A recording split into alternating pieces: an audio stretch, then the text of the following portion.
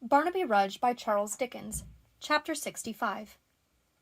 During the whole course of the terrible scene which was now at its height, one man in the jail suffered a degree of fear and mental torment which had no parallel in the endurance, even of those who lay under sentence of death. When the rioters first assembled before the building, the murderer was roused from sleep, if such slumbers as his may have that blessed name, by the roar of voices and the struggling of a great crowd. He started up as these sounds met his ear, and sitting on his bedstead, listened. After a short interval of silence, the noise burst out again. Still listening attentively, he made out, in course of time, that the jail was besieged by a furious multitude. His guilty conscience instantly arrayed these men against himself, and brought the fear upon him that he would be singled out and torn to pieces. Once impressed with the terror of this conceit, everything tended to confirm and strengthen it. His double crime, the circumstances under which it had been committed, the length of time that had elapsed, and its discovery, in spite of all, made him, as it were, the visible object of the Almighty's wrath. In all the crime and vice and moral gloom of the great pest-house of the capital, he stood alone, marked and singled out by his great guilt, a Lucifer among the devils. The other prisoners were a host, hiding and sheltering each other, a crowd like that without the walls. He was one man against the whole united concourse, a single, solitary, lonely man, from whom the very captives in the jail fell off and shrunk appalled. It might be that the intelligence of his capture having been bruited about, they had come there purposely to drag him out and kill him in the street. Or it might be that they were the rioters, and, in pursuance of an old design, had come to sack the prison. But in either case he had no belief or hope that they would spare him. Every shout they raised, and every sound they made, was a blow upon his heart. As the attack went on, he grew more wild and frantic in his terror, tried to pull away the bars that guarded the chimney and prevented him from climbing up, called loudly on the turnkeys to cluster round the cell and save him from the fury of the rabble, or put him in some dungeon underneath, no matter of what depth, how dark it was, or loathsome, or beset with rats and creeping things, so that it hid him and was hard to find. But no one came, or answered him. Fearful, even while he cried to them, of attracting attention, he was silent.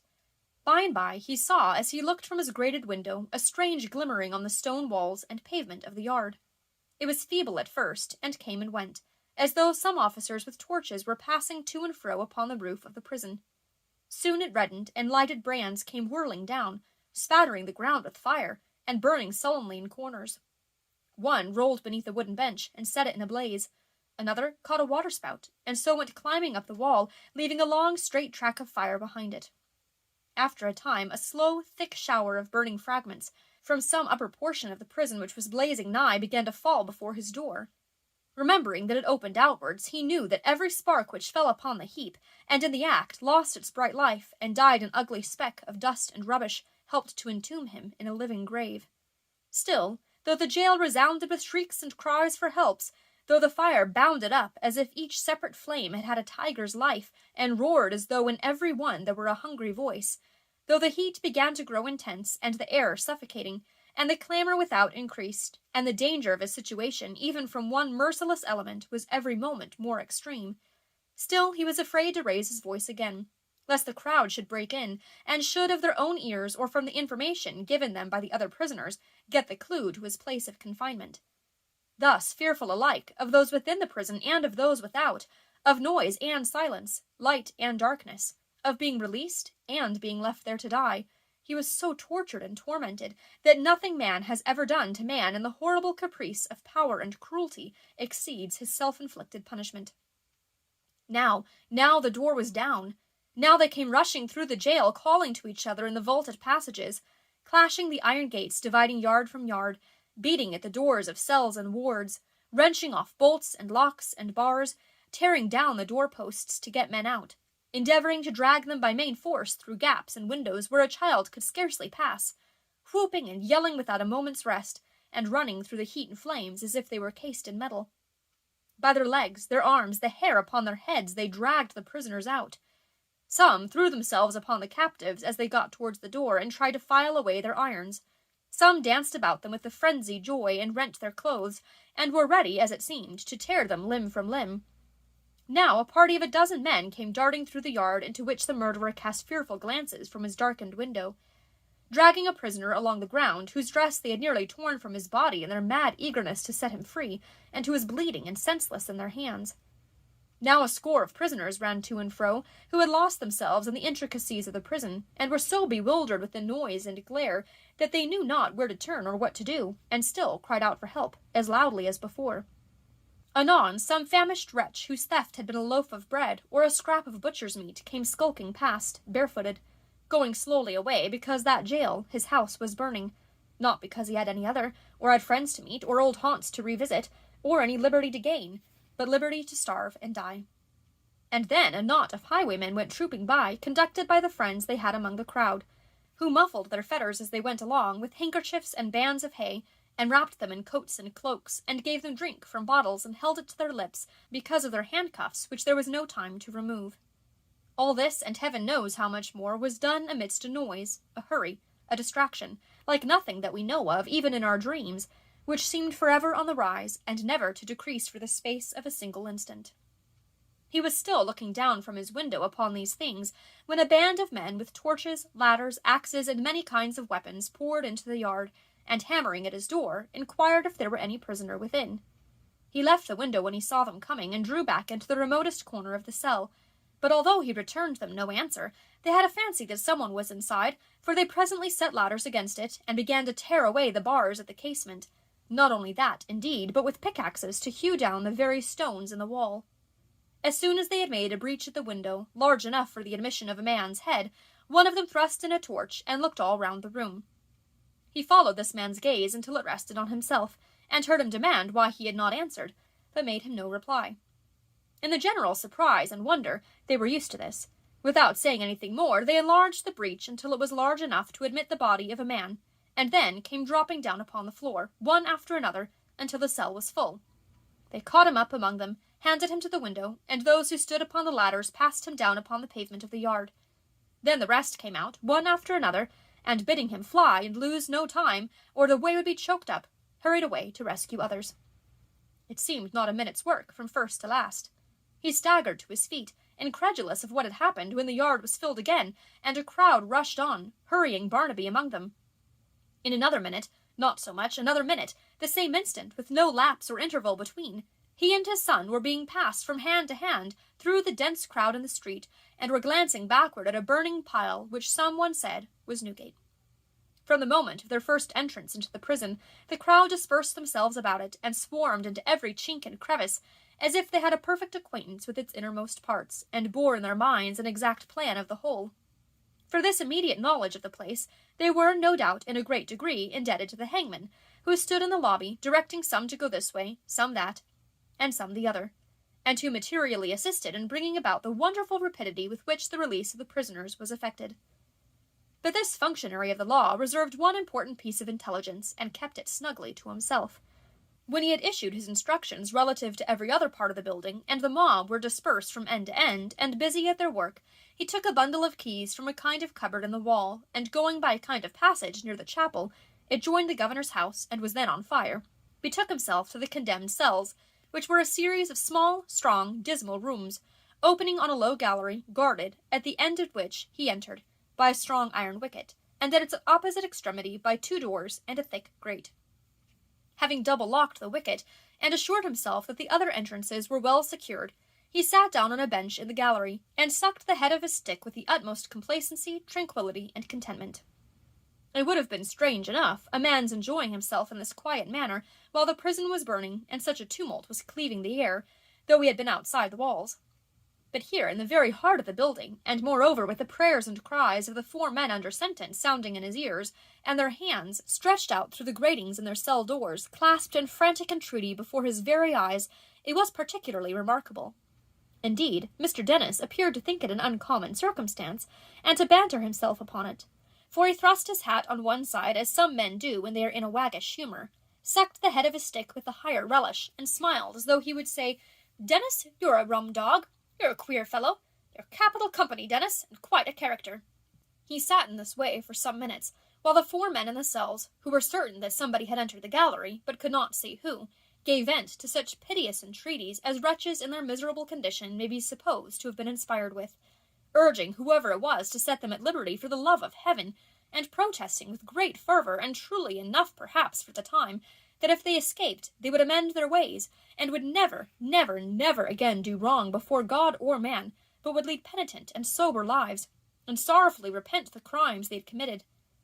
The terrible energy with which they spoke would have moved any person, no matter how good or just, if any good or just person could have strayed into that sad place that night, to have set them at liberty, and, while he would have left any other punishment to his free course, to have saved them from this last dreadful and repulsive penalty, which never turned a man inclined to evil, and has hardened thousands who were half inclined to good. Mr. Dennis, who had been bred and nurtured in the good old school, and had administered the good old laws on the good old plan, always once and sometimes twice every 6 weeks, for a long time, bore these appeals with a deal of philosophy. Being at last, however, rather disturbed in his pleasant reflection by the repetition, he rapped at one of the doors with his stick, and cried, "Hold your noise there, will you?" At this they all cried together that they were to be hanged on the next day but one, and again implored his aid. "Aid? For what?" said Mr. Dennis, playfully rapping the knuckles of the hand nearest him. "To save us," they cried. "Oh, certainly," said Mr. Dennis, winking at the wall in the absence of any friend with whom he could humour the joke. "And so you're to be worked off, are you, brothers?" "Unless we are released tonight," one of them cried, "we are dead men." "I tell you what it is," said the hangman gravely, "I'm afraid, my friends, that you're not in that 'ere state of mind that's suitable to your condition, then. You're not a-going to be released. Don't think it. Will you leave off that 'ere indecent row? I wonder you ain't ashamed of yourselves, I do." He followed up this reproof by rapping every set of knuckles one after the other, and having done so, resumed his seat again with a cheerful countenance. "You've had law," he said, crossing his legs and elevating his eyebrows. "Laws have been made a purpose for you. A werry handsome prison's been made a purpose for you. A parson's kept a purpose for you. Constitutional officers appointed a purpose for you. Carts has maintained a purpose for you, and yet you're not contented. Will you hold that noise, you sir in the furthest?" A groan was the only answer. "So well as I can make out," said Mr. Dennis, in a tone of mingled badinage and remonstrance, "there's not a man among you. I begin to think I'm on the opposite side, and among the ladies, though for the matter of that, I've seen a many ladies face it out in a manner that did honour to the sex. You, in number 2, don't grind them teeth of yours. Worse manners," said the hangman, rapping at the door with his stick, "I never see in this place afore. I'm ashamed of you. You're a disgrace to the bailey." After pausing for a moment to hear if anything could be pleaded in justification, Mr. Dennis resumed in a sort of coaxing tone. "Now, look'ee here, you four. I'm come here to take care of you, and see that you ain't burnt, instead of the other thing. It's no use your making any noise, for you won't be found out by them as is broken in, and you'll only be hoarse when you come to the speeches, which is a pity. What I say in respect to the speeches always is, give it mouth. That's my maxim, give it mouth. I've heard," said the hangman, pulling off his hat to take his handkerchief from the crown and wipe his face, and then putting it on again a little more on one side than before. "I've heard a eloquence on them boards. You know what boards I mean, and have heard a degree of mouth given to them speeches, that they were as clear as a bell, and as good as a play. There's a pattern, and always, when a thing of this nature's to come off, what I stand up for is a proper frame of mind. Let's have a proper frame of mind, and we can go through with it. Creditable, pleasant, sociable. Whatever you do, and I address myself in particular to you in the furthest, never snivel. I'd sooner by half, though I lose by it, see a man tear his clothes a purpose to spile 'em before they come to me, than find him snivelling. It's 10 to 1 a better frame of mind every way." While the hangman addressed them to this effect, in the tone and with the air of a pastor in familiar conversation with his flock, the noise had been in some degree subdued, for the rioters were busy in conveying the prisoners to the sessions house, which was beyond the main walls of the prison, though connected with it, and the crowd were busy, too, in passing them from thence along the street. But when he had got thus far in his discourse, the sound of voices in the yard showed plainly that the mob had returned and were coming that way, and directly afterwards a violent crashing at the gate below gave note of their attack upon the cells, as they were called, at last. It was in vain the hangman ran from door to door, and covered the grates, one after another, with his hat, in futile efforts to stifle the cries of the 4 men within it. It was in vain he dogged their outstretched hands, and beat them with his stick, or menaced them with new and lingering pains in the execution of his office. The place resounded with their cries. These, together with the feeling that they were now the last men in the jail, so worked upon and stimulated the besiegers that in an incredibly short space of time they forced the strong grate down below, which was formed of iron rods 2 inches square, drove in the 2 other doors as if they had been but deal partitions, and stood at the end of the gallery with only a bar or two between them and the cells. "Hello!" cried Hugh, who was the first to look into the dusky passage. "Dennis before us! Well done, old boy! Be quick, and open here, for we shall be suffocated in the smoke going out." "Go out at once, then," said Dennis. "What do you want here?" "Want?" echoed Hugh. "The 4 men." "4 devils!" cried the hangman. "Don't you know they're left for death on Thursday? Don't you respect the law, the Constitution, nothing? Let the 4 men be." "Is this a time for joking?" cried Hugh. "Do you hear him? Pull away these bars that have got fixed between the door and the ground, and let us in." "Brother," said the hangman in a low voice, as he stooped under pretence of doing what Hugh desired, but only looked up in his face, "can't you leave these here 4 men to me if I've the whim? You do what you like, and have what you like of everything for your share. Give me my share. I want these 4 men left alone, I tell you." "Pull the bars down, or stand out of the way," was Hugh's reply. "You can turn the crowd if you like, you know that well enough, brother," said the hangman slowly. "What, you will come in, will you?" "Yes." "You won't let these men alone and leave them to me? You've no respect for nothing, haven't you?" said the hangman, retreating to the door by which he had entered, and regarding his companion with a scowl. "You will come in, will you, brother?" "I tell you, yes. What the devil ails you? Where are you going?" "No matter where I'm going," rejoined the hangman, looking in again at the iron wicket, which he had nearly shut upon himself and held ajar. "Remember where you're coming, that's all." With that, he shook his likeness at Hugh, and giving him a grin, compared with which his usual smile was amiable, disappeared, and shut the door. Hugh paused no longer, but, goaded alike by the cries of the convicts and by the impatience of the crowd, warned the man immediately behind him. The way was only wide enough for one abreast to stand back, and wielded a sledge-hammer with such strength that after a few blows the iron bent and broke, and gave them free admittance. If the 2 sons of one of these men, of whom mention has been made, were furious in their zeal before, they had now the wrath and vigor of lions. Calling to the man within each cell to keep as far back as he could, lest the axes crashing through the door should wound him, a party went to work upon each one, to beat it in by sheer strength, and force the bolts and staples from their hold. But although these 2 lads had the weakest party and the worst armed, and did not begin until after the others, having stopped to whisper to him through the grate, that door was the first open, and that man was the first out. As they dragged him into the gallery to knock off his irons, he fell down among them, a mere heap of chains, and was carried out in that state on men's shoulders, with no sign of life. The release of these 4 wretched creatures, and conveying them astounded and bewildered into the streets so full of life, a spectacle they had never thought to see again, until they emerged from solitude and silence upon that last journey, when the air should be heavy with the pent-up breath of thousands, and the streets and houses should be built and roofed with human faces, not with bricks and tiles and stones, was a crowning horror of the scene. Their pale and haggard looks and hollow eyes, their staggering feet, and hands stretched out as if to save themselves from falling, and their wandering and uncertain air, the way they heaved and gasped for breath, as though in water, when they were first plunged into the crowd, all marked them for the men. No need to say, this one was doomed to die, for there were the words broadly stamped and branded on his face.